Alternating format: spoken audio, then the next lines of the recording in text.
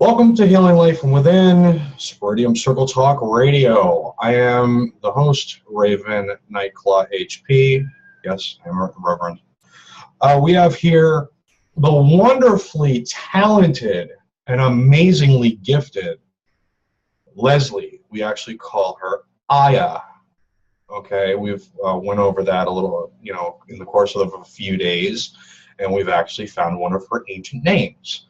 Which was great. So, Aya, the first thing that we're actually going to speak about is your story.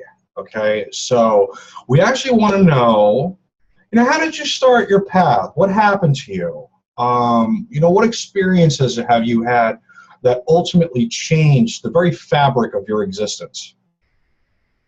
Well, I believe that, of course, my path started at the moment of inception, but I, like a lot of people,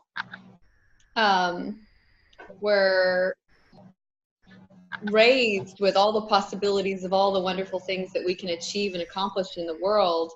However, we were not shown how to do that. And I was born with this gift of just love, loving animals, loving nature, loving everything.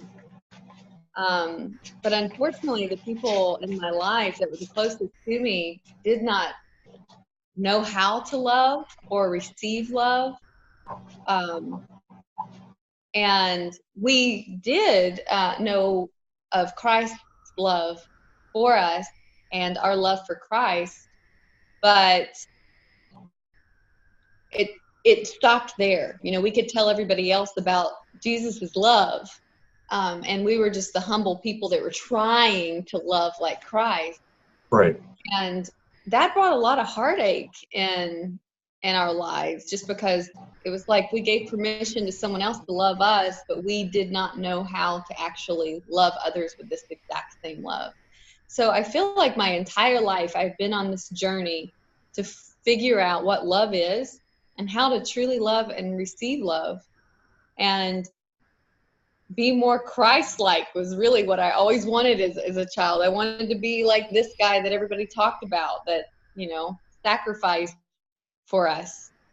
So if I was safe to say, because this is what it sounds like, and if people are when people are listening or people are viewing this, they may feel the same way possibly.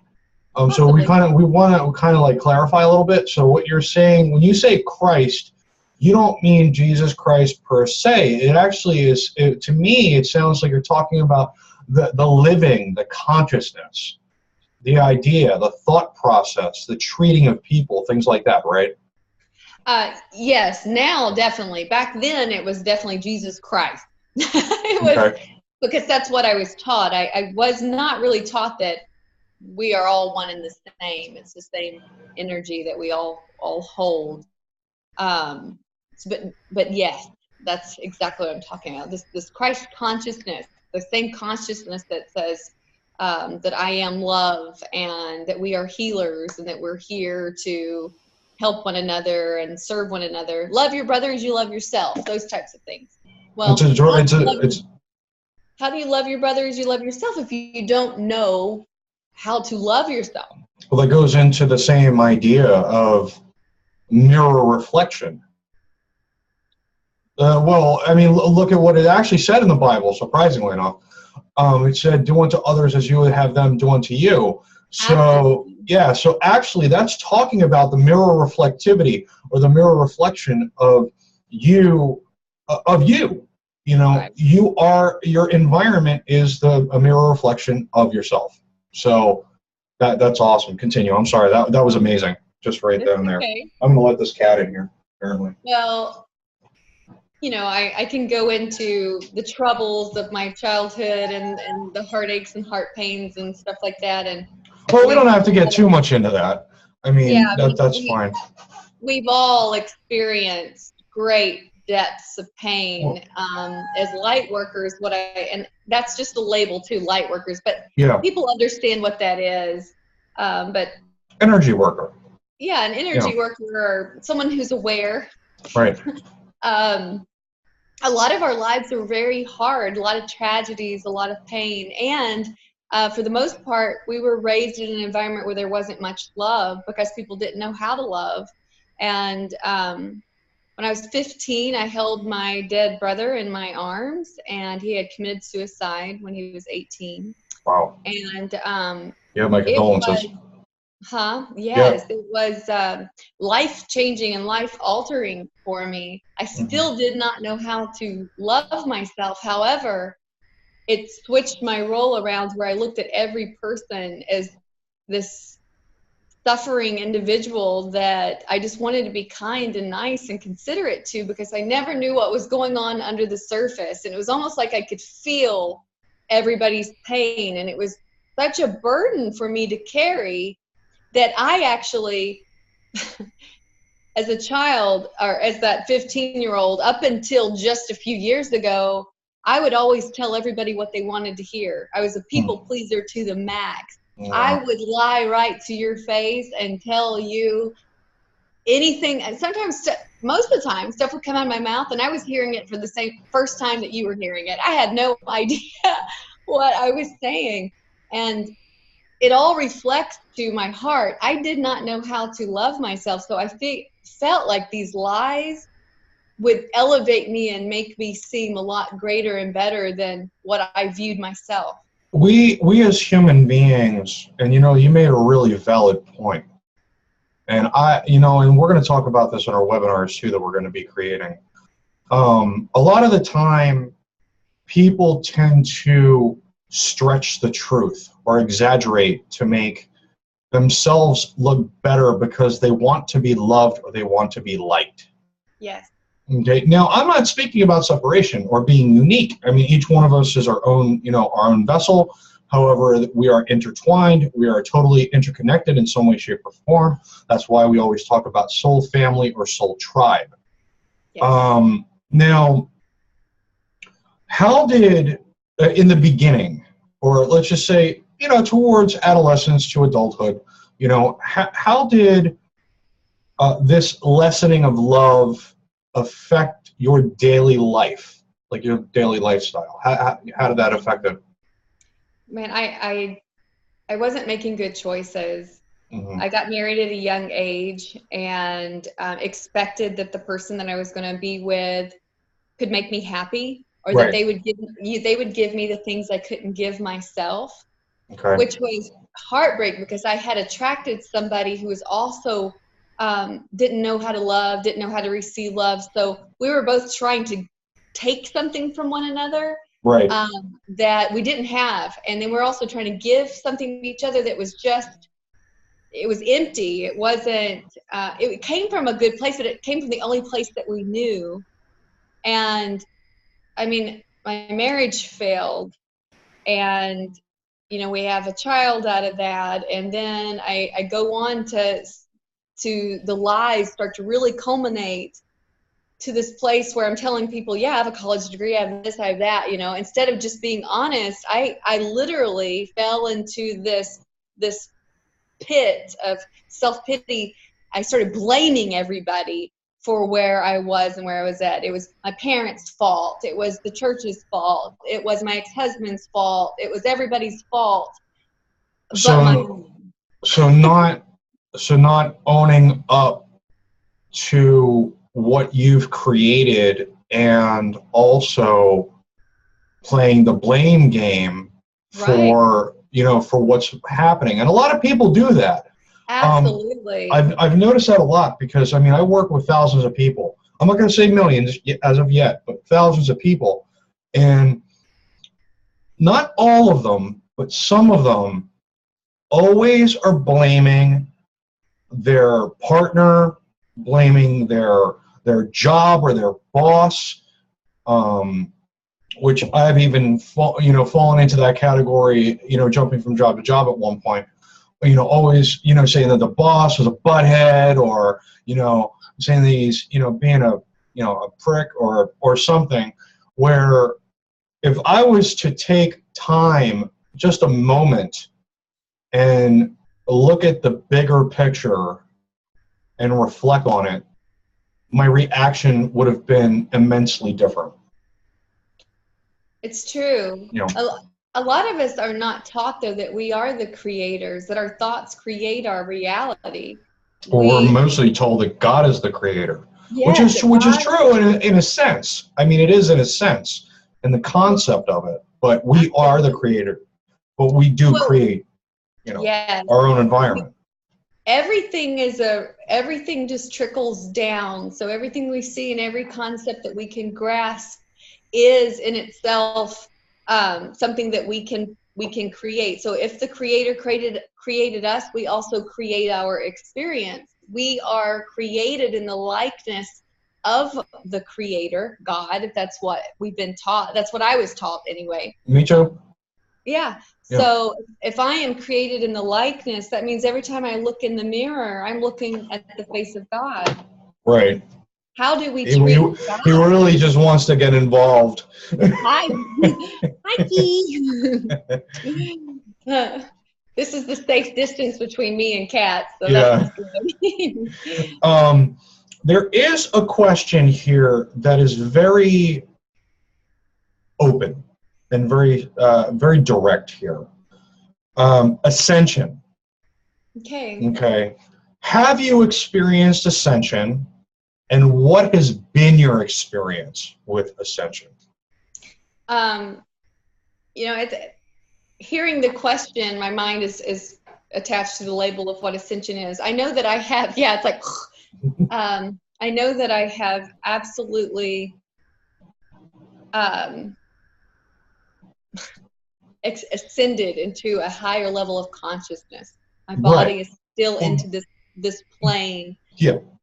That's what I mean by Ascension, yeah. Yes, my heart evolution. And my mindset has definitely jumped to a level, which makes it honestly sometimes difficult when someone is still in the same place that I used to be, and they're struggling and they're in pain.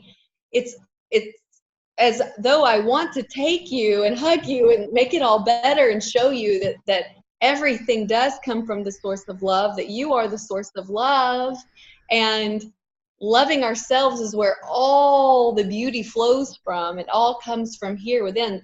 It says in the Bible that the kingdom of heaven is within. I said that my entire life. That was preached to me my entire life. Yeah. It did not click until the ascension happened, and then I realized everything I've ever desired, my heart's desires, are truly here. Absolutely. Now, two very, very important questions, because you made a very valid point, but I wish to touch on an even bigger subject. Okay. What would you say to someone that's stuck? Like in that funk, in that pit that you speak of? What type of suggestions would you give that person in order to adapt or change or evolve to getting out of those things?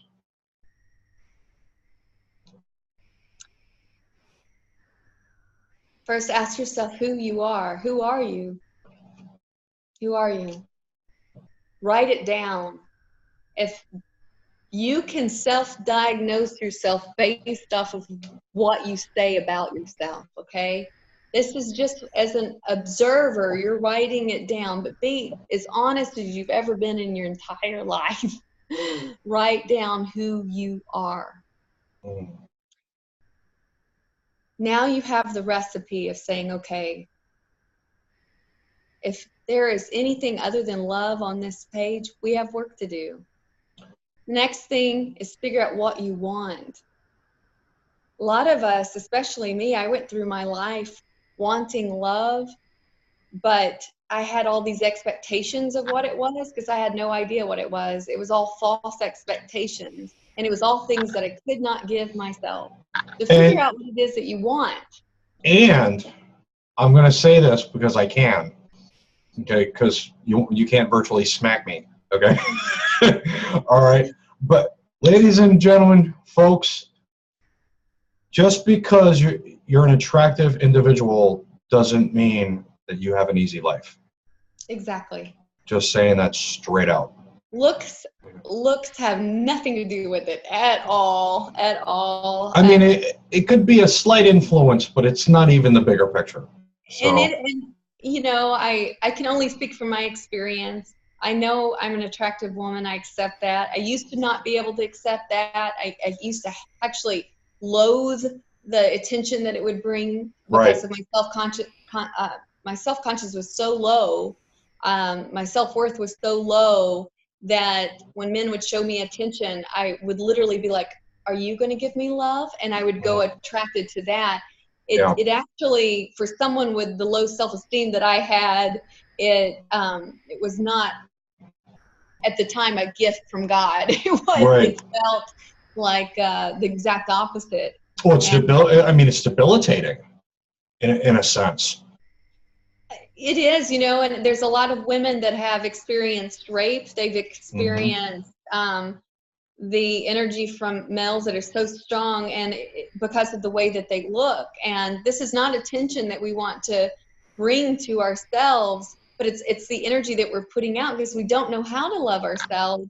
And there's so many men out there that are not getting the loving attention that we all so deserve and desire and want, that it builds up to the point where they want to take what they believe is going to give them some type of comfort and or some type of validation in themselves that they're really a man or this and that.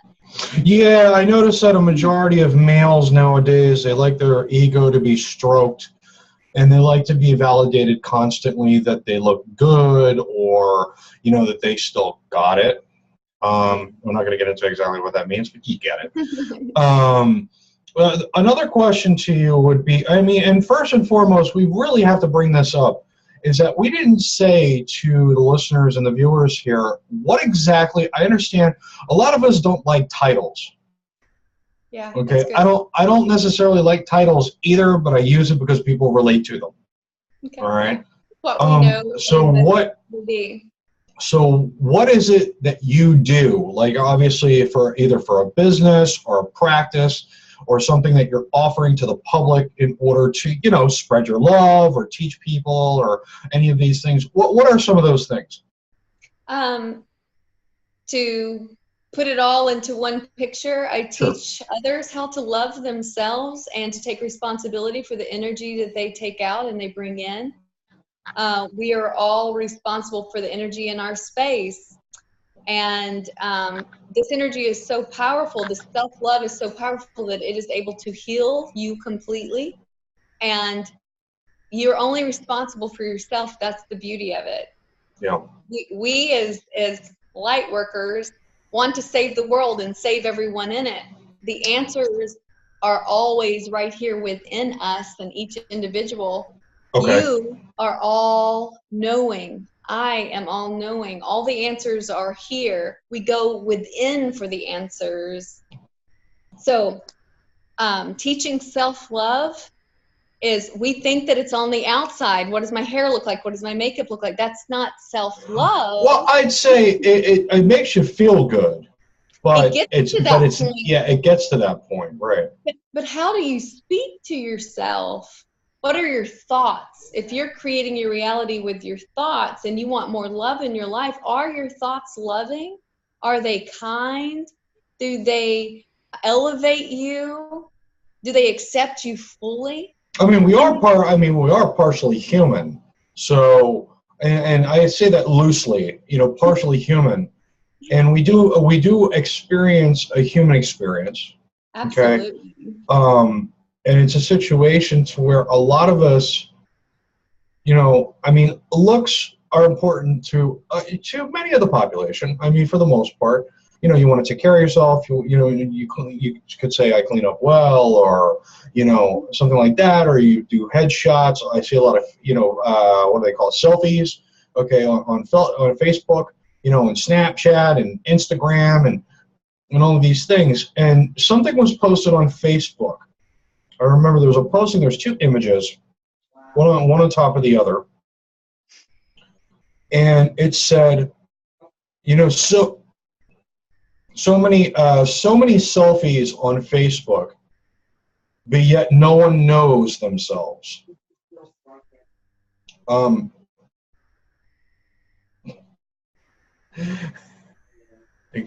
Kids on the phone. I have children, so yeah. Oh, no worries. No, it's fine.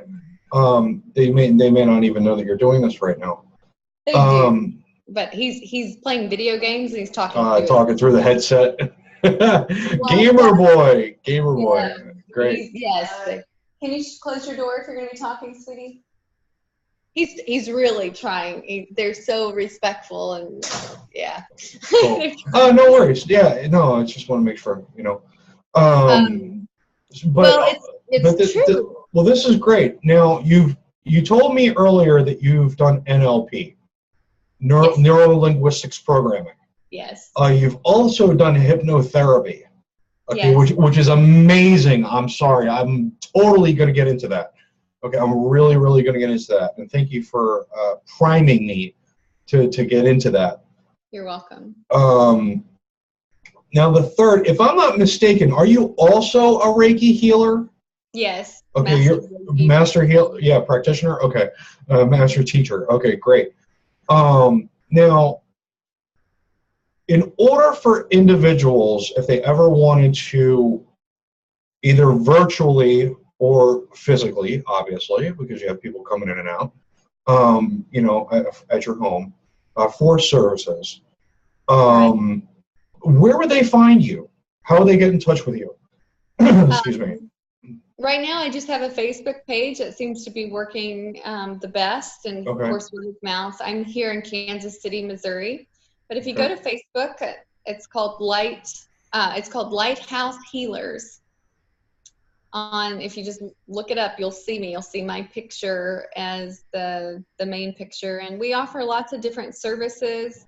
When I say yes, it's just one physical body, but I am working with Source and your higher self.